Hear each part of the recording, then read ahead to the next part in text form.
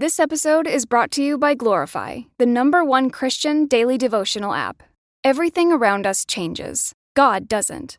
That's why I love Glorify's 21-day challenge. It helps me build a simple habit of meeting with God every day. No pressure, just consistency. With Glorify, you can start your morning by reading the Bible passage of the day, diving into Glorify's daily devotional, and wrapping up with an immersive experience called Daily Walk with God.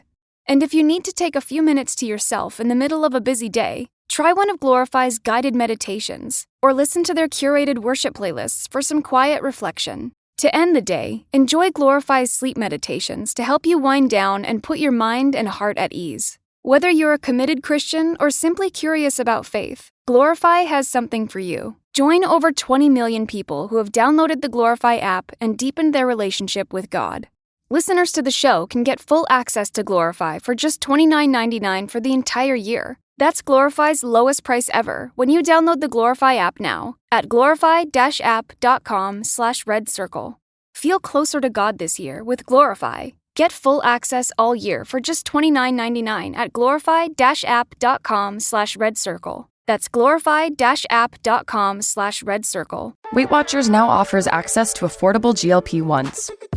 Weight Watchers has everything I need, from weight loss medications to nutrition support and help with my side effects. With our program, our members are losing more weight with expert nutrition and side effect support. Weight Watchers prescribing GLP-1 medications. It's been life-changing. Better results, expert support, lose more weight, make it last. Get started for as low as $25 at WeightWatchers.com. All medications require eligibility and prescription. First month is low as $25 with a 12-month Med Plus plan. Does not include the cost of GLP-1 medications. Friend, I know that you get so frustrated with yourself about being inconsistent. But what if you don't have a discipline problem? What if what it is that you are trying to demand out of your system more than what your capacity has, and now you're not able to live a life that is sustainable because you're doing so by means that you cannot support? You're listening to the Prescription for Purpose podcast, a mental health podcast for Christian women who are breaking free and recovering from living life in survival mode. Each week, you'll receive biblical and evidence-based insight and strategies to help you break the cycle of living life on autopilot. So if you're ready to build a life that doesn't exhaust you, friend, this is the place to start learning how.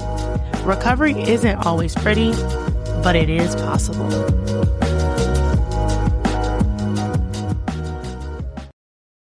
Hey friend, welcome back to another episode of the Prescription for Purpose podcast.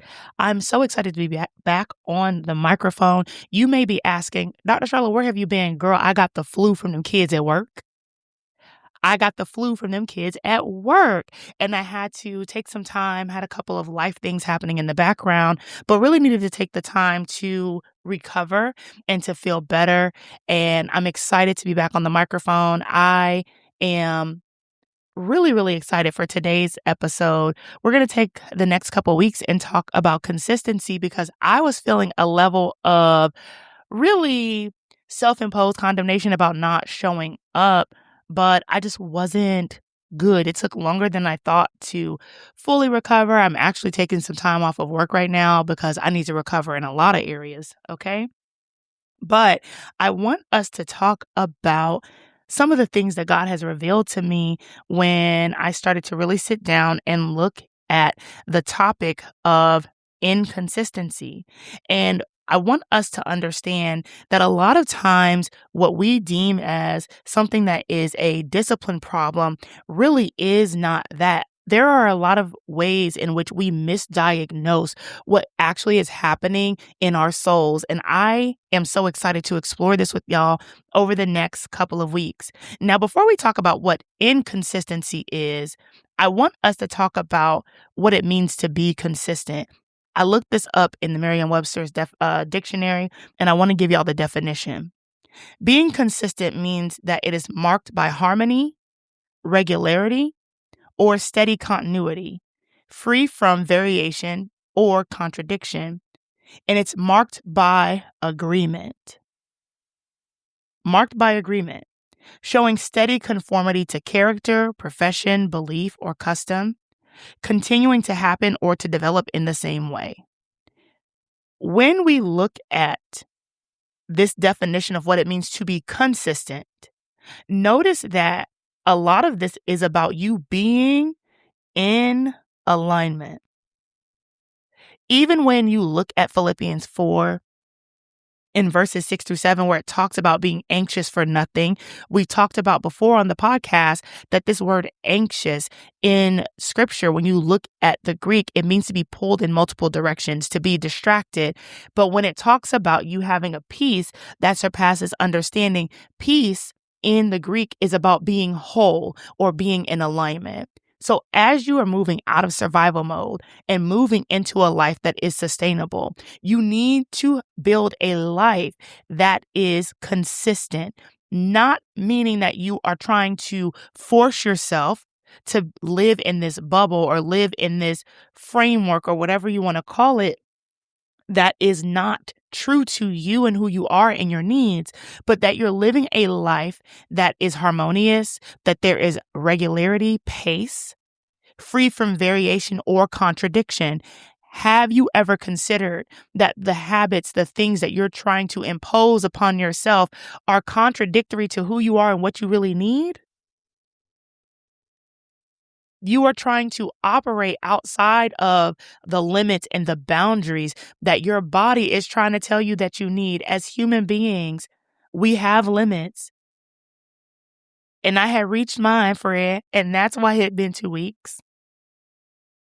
And instead of us taking that as information, we will oftentimes criticize ourselves or try to override the information that God is giving us, that our body is giving us, and then you are upset because you don't understand why you're not making progress.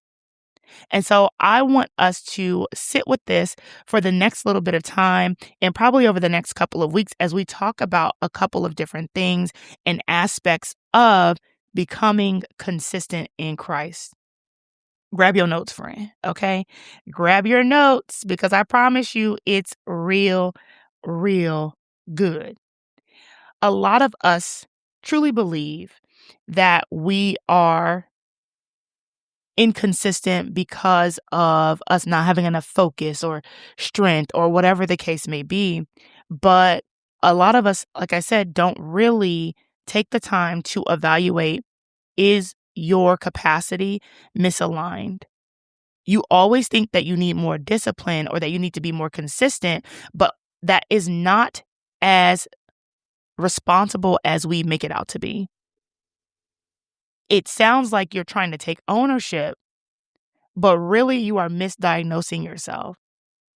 And this is an ongoing pattern. This is why you show up strong for a short period of time, sometimes at a high level, and then you fall off, right? You disengage, you have to reset, and it's the starting and stopping that becomes so frustrating. You have misinterpreted the drop off as a personal failure, but really the problem is that you are trying to sustain something that is not realistic in the first place. You have to understand that disruption, God does provide divine disruptions. I've done a podcast about that before. There are times where God is going to allow a divine disruption to take place. You think you have a discipline problem, but really it is about capacity stewardship. Are you stewarding well over your capacity? Now, we talked a little bit about what it means to be consistent, but we also have to take a closer look at what it means to be disciplined. Because our use of this word discipline is anti-biblical. When we talk about discipline, typically it's always built around force. You're going to make yourself do something regardless of how you feel, regardless of context, and regardless of the cost. That is overriding the system. That kind of discipline is you overriding your own needs. That's not good stewardship. It teaches people that the more you ignore your limits, the more disciplined you are. The devil is a liar. So you have these short bursts where you're doing the things, you're producing, you're performing, you're pushing through, but that is not how discipline is described in the Bible. Let's go to Hebrews 12 and 11. Okay? Let's go to Hebrews 12:11. I'm going to read it from the ESV because I need us to really understand what the Lord is saying. I have this taped on my computer, okay? For the moment, all discipline seems painful rather than pleasant, but later it yields the peaceful fruit of righteousness to those who have been trained by it. So when we talk about discipline, it is described as something that produces fruit when you have been trained. Training someone to do something and forcing someone to do something is not the same. Training requires pacing, repetition, responsiveness to the condition of what's being trained. If you try to train a muscle by overloading it beyond its recovery, you're going to get injured. If you go into the gym right now, friend, and pick up 200 pounds worth of weights, and you have not trained and prepared your body to handle that level of capacity, you are going to hurt yourself. You're not gaining strength. You're putting yourself at risk for injury. And so a lot of what culture, Christian culture, productivity culture has called discipline is really consistent self-override. And we off that. That is survival mode living.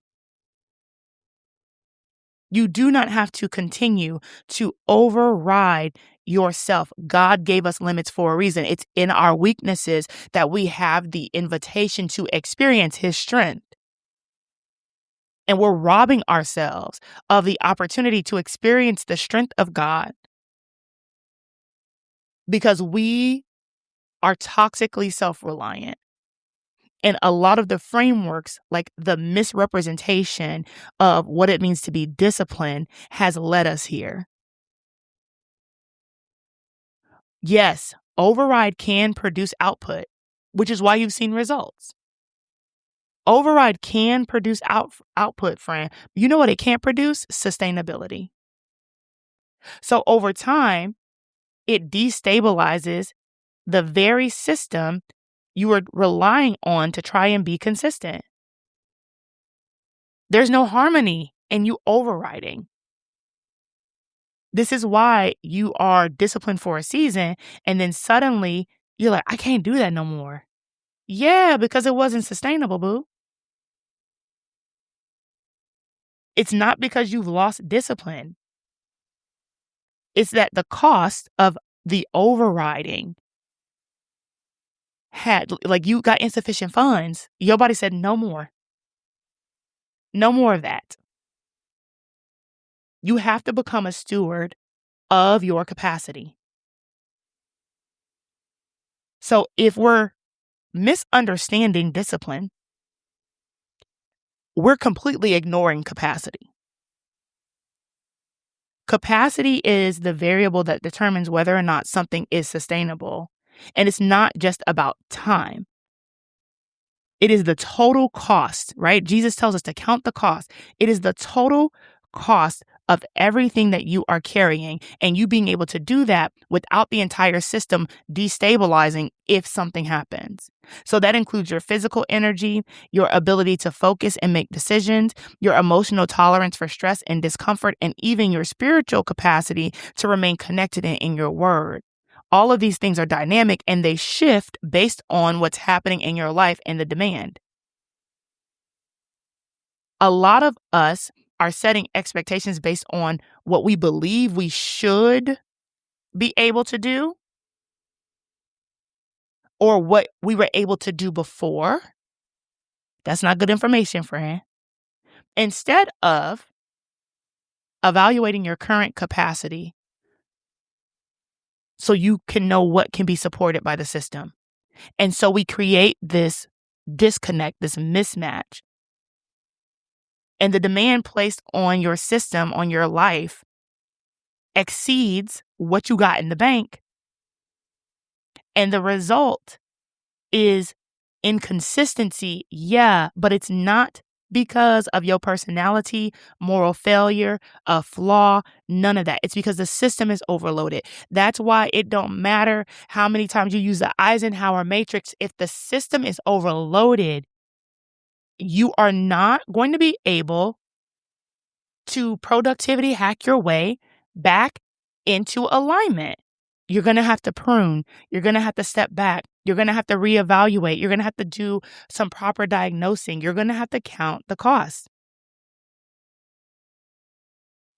If you are struggling with inconsistency, have you ever considered that the quote unquote issue is not that you need to take one more class, but that you are chronically overriding your limits? Anywhere else in life, we respect limits. The speed limit. And if you don't, you're going to get a ticket. When your phone storage is full, you don't just keep downloading apps and expect your phone to act right. Go to the gas station and when after the gas click, okay, keep holding that lever and see what happens to that gas. Because only so much is going to go in the tank. Now, don't do that because gas is $700 right now. Okay. We ain't got money to waste. Just know it's going to spill out. If your computer overloads, it slows down and crashes. And you recognize that something needs to be cleared. Storage needs to be cleared. Room needs to be made. But when it comes to us, we do the opposite. So whenever we got a low battery, full storage, system lag, instead of us adjusting or even taking a step back to assess, we don't even assess, let alone adjust properly. We increase pressure. We increase the negative self-talk. We tell ourselves to push harder, try again. Oh, I got to get more discipline. And over time, it's that chronic override. From a psychological and physiological perspective, if you continue to live like that, your nervous system, your brain loses stability. And so now your recovery time increases, your baseline capacity decreases, and now the things that once felt manageable start to overwhelm you. So now you're not just dealing with the original load, you're also dealing with a system that is worn down because it's chronically overextended. And now you're even more mad at yourself about being inconsistent, but friend, if you're chronically overriding the capacity and the limits that God is giving you, inconsistency is inevitable because you're not operating in harmony, regularity, or steady continuity. You're not walking in agreement. We have to make sure that we're really understanding what's at play. Once you understand capacity, override, discipline, inconsistency starts to look different. So as I've taken this time off over the last 2 weeks, what I recognized was that I need to take a step back and look at my current system. My current system is not sustainable. Here I am walking y'all out of survival mode and walking myself out too. And I said, oh, girl, we're going to have to make some changes. Now, come the end of the month, I'll be able to make some better changes, right? Some more sustainable ones. Because my overall system with my household, work, there's a lot of transitioning happening over here. And that's why I said, I think I need some time off. You see how I was able to assess the situation and then address the actual situation? So I've been trying to force myself to go to work every day, knowing that I have multiple stressors on my overall life system. And I recognized this past weekend, like, this is Sharla, this is not going to work. You're going to crash and burn because you refuse to take a step back. And I said, oh, I don't refuse. I'm going to take a step back. Let me take a step back. And as I've done that, I've also taken the time to find ways to improve my nutrition. I'm seeing This episode is brought to you by Glorify, the #1 Christian daily devotional app. Everything around us changes. God doesn't. That's why I love Glorify's 21-day challenge. It helps me build a simple habit of meeting with God every day. No pressure, just consistency. With Glorify, you can start your morning by reading the Bible passage of the day, diving into Glorify's daily devotional, and wrapping up with an immersive experience called Daily Walk with God. And if you need to take a few minutes to yourself in the middle of a busy day, try one of Glorify's guided meditations, or listen to their curated worship playlists for some quiet reflection. To end the day, enjoy Glorify's sleep meditations to help you wind down and put your mind and heart at ease. Whether you're a committed Christian or simply curious about faith, Glorify has something for you. Join over 20 million people who have downloaded the Glorify app and deepened their relationship with God. Listeners to the show can get full access to Glorify for just $29.99 for the entire year. That's Glorify's lowest price ever when you download the Glorify app now at glorify-app.com/redcircle. Feel closer to God this year with Glorify. Get full access all year for just $29.99 at glorify-app.com/redcircle. That's glorify-app.com/redcircle. The new Wegovy pill is now available through Weight Watchers. Powerful GLP-1 results in a simple pill at the lowest price available. And with Weight Watchers, you can get doctor support and personalized nutrition programs. See if you qualify at weightwatchers.com. Ad not reviewed or approved by Novo Nordisk. a change in my mind and my rest. I'm reorganizing my environment and just really taking some time to evaluate the system and take care of myself. That's what I've been doing this week. Next week, I'm going to start rebuilding. But this week, I just needed to rest and recover. And recovery meaning like reestablishing some order, reestablishing and evaluating how I feed myself, sleeping, all of that. And in the last 5 days, I don't even need my magnesium to get to bed. That's how quickly my brain has started to recover. And so while I haven't been on this microphone, and I've been like, man, I really want to be consistent, I had to ask myself, in me recording, am I doing it from a space of harmony and regularity or a place of obligation? Okay, well, until I have the space, the harmony, the regularity, I'm going to sit down. Because it's unfair to y'all if I show up here on schedule, but still inconsistent in heart, if that makes sense. Still operating from a place of overload. That is not authentic to the brand, to my mission, to who I am. So I'm not going to record and show up here from a place of desperation or overload. I have to practice what I preach. So instead of asking yourself, why can't I stay consistent? The more accurate question, friend, is what in my life is exceeding my capacity to sustain? Inconsistency is not random. It is an ongoing pattern. And that's how we end up being people pleasers, perfectionists. These are survival tactics that we have maybe not started with based on our own volition. Your circumstances growing up may have caused for you to have to adapt these survival strategies.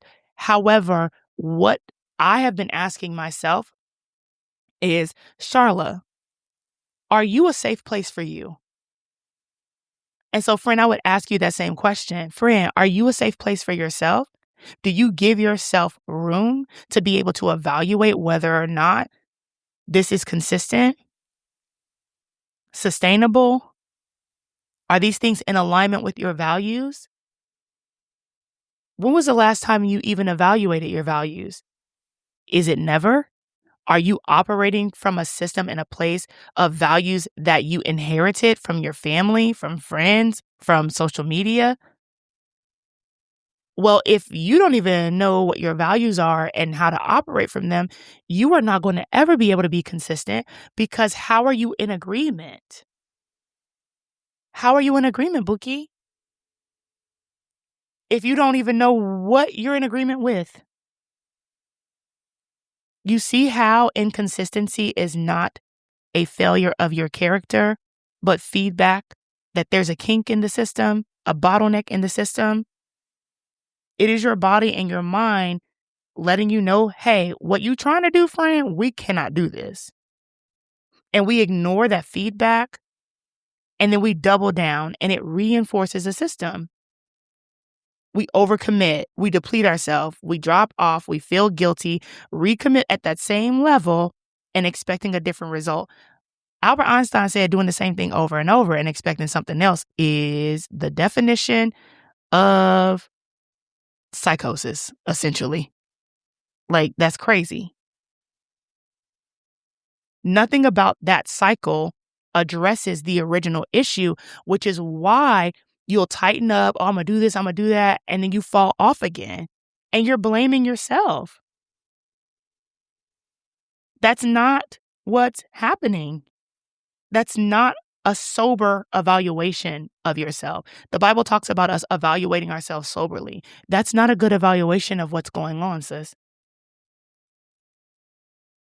That's not a good evaluation. Let's go back to this conversation about discipline. When you look at Hebrews 12 and 11, right? And we talk about discipline being something that will train us. There are 3 or 4 things that we have to understand, right? First is that true discipline, the way that God intends it for us, that word is, when you break it down, it means essentially that you are a child, the root word, discipline, and it's about child rearing. Isn't that crazy? Like, so are you treating yourself like a child when it comes to you trying to be consistent? Would you, if you have children or a child in your life that you love, the way that you try to make yourself be consistent, would you do that to them? If the answer is no, take a step back.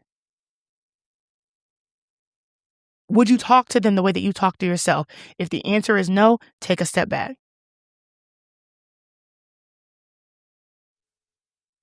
That is not what the Bible means by discipline. Discipline is about development, which means it happens over time. It's relational, right? When you look at Hebrews 12 and 11, it's all about the idea of God being our Father. It's responsive to the person who is being disciplined or trained. Anytime you're being trained for something, it's going to always account for the condition of the person being trained. If you ignore your capacity, you're not training, you're overloading. If you've ever been to school, they don't walk in the first day and give you an exam or give you some crazy, some crazy type of evaluation. We're going to go over the syllabus. So you know expectations, and then we slowly get into the semester. And then the 4th thing is integration, not just behavioral change. Righteousness is not just about action. Productivity is not just about action. It's about character, desires, and behavior. Even when we talk about from an evidence-based practice position, CBT or cognitive behavioral therapy, your cognition first, then your behavior. I like to call it cognitive behavioral transformation, okay? Cognition, how you think about a thing first, then your behavior follows. And we are overriding our cognition, our capacity. We're ignoring all of that and just trying to go straight to behavior. This is not you dying to yourself. You're just dying. That's different.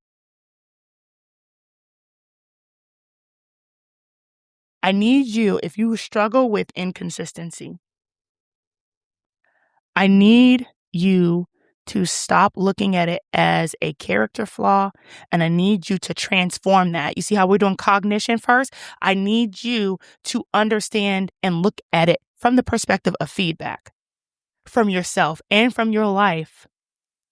Go read the book of Haggai, where these people were building homes. They looked productive, but God said, hey, you know how money keep flowing through your pocket where you get some, but then you lose it? I'm doing that because you're not understanding that you've prioritized this life, your paneled homes, over my temple. And so this is a sign of mercy. Like I'm sending the signals and the click is not clacking for y'all. That's why you can't keep no money. He literally said that. I'm doing that because I need you to take a step back, and instead of doubling down and pushing harder and getting a third job, turn around and see, look at the system. Look at your priorities. I came up with this term called capacity stewardship. Okay? Capacity stewardship is the practice of managing your energy, attention, and commitment in a way that allows for sustained living over time. Here's why it's about stewardship.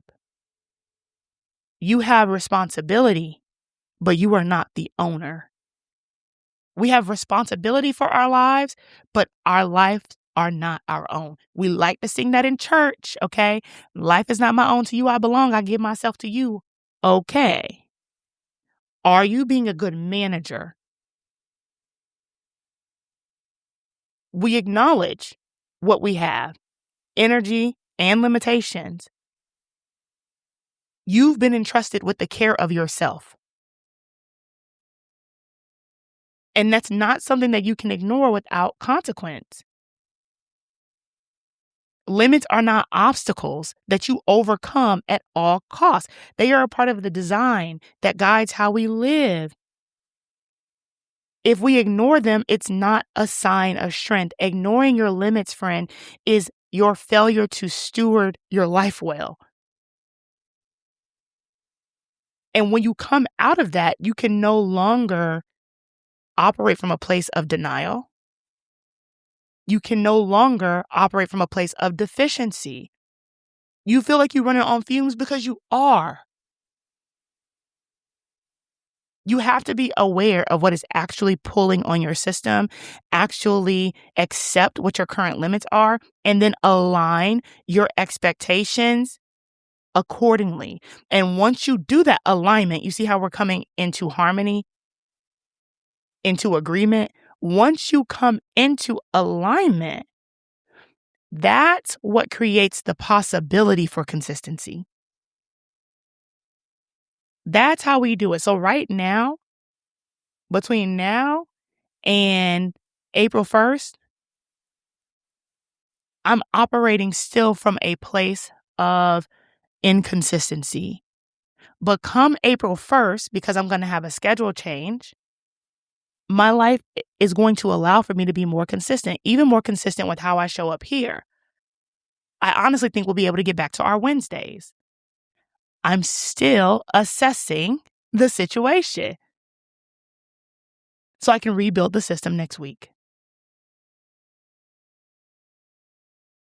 But understand it's a stewardship issue.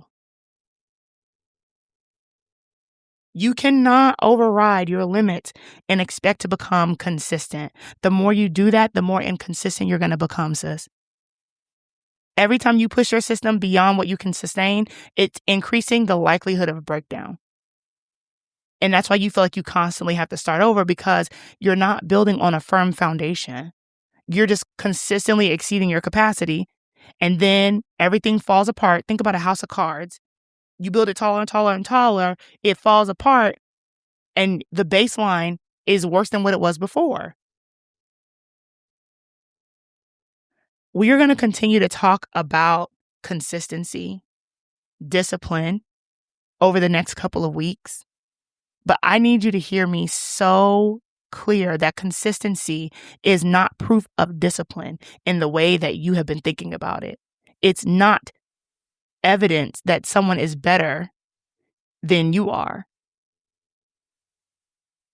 A lot of times, people who are disciplined and able to be consistent, it is because they are doing the things that are within their system that they can sustain. The goal is not to become somebody who pushes harder or does more. The goal is to become someone who can steward their capacity well enough that what you actually do and what you need to show up to do can continue. You cannot force yourself to be consistent. It's going to require for you to evaluate, set some ground rules, set a foundation. We know Christ is our firm foundation. What about your motives, your values, your priorities? Evaluate your capacity. All free time does not mean that you have the capacity to shove more stuff into your schedule. That's what I've been learning this week. I've been wanting to record this. I had my notes done Tuesday morning. All free time doesn't mean that you actually have the capacity to do the things. Right now, as I record this, I have the time, I have the energy. My dogs are at the groomers, so I have the space. It's quiet. And so I knew I had the time to be able to record. All of the requirements of your capacity, the elements of capacity, is not just time. It's not just financial. In fact, those are the things that kind of matter the least. The biggest thing is your values and understanding them and knowing how to define your stated values versus values that you actually live by. I'm so passionate about this because it matters. This Sunday in the society, we are going to have a conversation about this, and I'm going to walk, if you're a part of the society, I'm going to walk you through what it looks like to evaluate your values. When we did our challenge at the top of the year, we really took the opportunity to sit down, look at our character strengths. Like, we need to evaluate and assess ourselves well enough before we just start trying to do stuff, girl. And understand that as your life changes, as things ebb and flow, your capacity will change and you will be able to reevaluate better, the better that you know yourself. And so as I close, I want you to read Hebrews 12 and 11. Go study it. And I want you to really ask yourself, like, am I a safe space for myself? Am I in a safe relationship with myself to where I make room for things to not have to be perfect? I make room to see what it is that I need and not set these crazy expectations based on like other people and their expectations. Am I building a life that is sustainable to where I get a well done, my good and faithful servant? And when that voice of either the enemy or your flesh try to rise up, I need you to go read the parable of the talents, because before the master hands out anything, understand that it says that he gives in accordance to your ability, meaning that if God gives and cares about your capacity, then you should too. I really pray that God gives you the revelation that this has blessed you. I cannot wait for us to continue to talk about this topic, about being inconsistent. I need you to gather this. Like, we have to stop all other things and really reset ourselves before Q1 is over. Start asking yourself if you are really stewarding your capacity well. I love you, friend. I am so excited to be back. Okay, snaps, snaps, snaps. If you have any questions, make sure you reach out to me. go check out our YouTube channel. I'm doing some conversations about ADHD over there, about to start our emotional exploration series that I'm really, really excited about. And then let me know in the comments, email me, call me, beat me if you need to reach me, or whatever Kim Possible has said about this conversation and how it blessed you. I love you, girl, and I'll talk to you next week.